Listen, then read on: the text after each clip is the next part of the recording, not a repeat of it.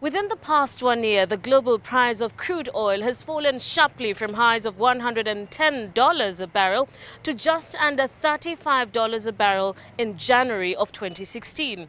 So have Kenyans benefited from that sharp slump in oil prices? We've definitely seen a 25% drop in pump prices. And as a consequence, we've also seen close to 25% increase in demand. In June 2014, 1 litre of super petrol in Kenya's capital, Nairobi, was selling at just under 115 shillings, while a litre of diesel was retailing at about 105 shillings. Today, a litre of petrol in Nairobi is going for 88 shillings and 64 cents per litre, with diesel selling at about 77 shillings per litre. The largest drop in the price of fuel was last seen in October 2015, when the price of petrol reduced by 9 shillings and 36 cents per litre.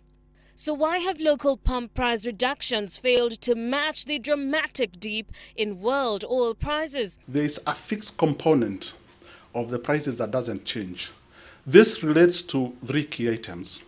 One of them is the distribution cost, which is about 4 shillings, and that's essentially getting the product from the coast up country because they're imported. The next thing is the margin for the marketers. These are retailers and wholesalers. It's about 11 shillings. And now we have to take account, of course, of duties and taxes, and totals to about 32 shillings. So when you add that, we have a fixed component of about 48 shillings as of now. The cost of importing fuel is said to account for 60% of the pump price. Last year, the shilling depreciated by 13% to the dollar, pushing up the cost of imports such as fuel. Another factor that has denied Kenyan consumers the full benefit of lower oil prices is the 1-month lag between the placing of oil supply orders and the actual delivery of oil consignments to the port of Mombasa. And with the closure of the country's sole oil refinery in September 2013, Kenya no longer buys crude oil but instead imports refined petroleum products. The fact that the refinery is down has meant that the jumps and changes in price are much lower because we are importing finished product from large Middle East refineries. If you can get bigger vessels bringing in the commodities, it basically means that per unit cost will be lower. And as Kenya moves closer to becoming an oil producer, the outlook on when Kenyans will begin to benefit from its newfound wealth seems so far away. There is what is called cost oil that has to be recovered. All the investments that the oil companies have done in terms of exploration has to be recovered.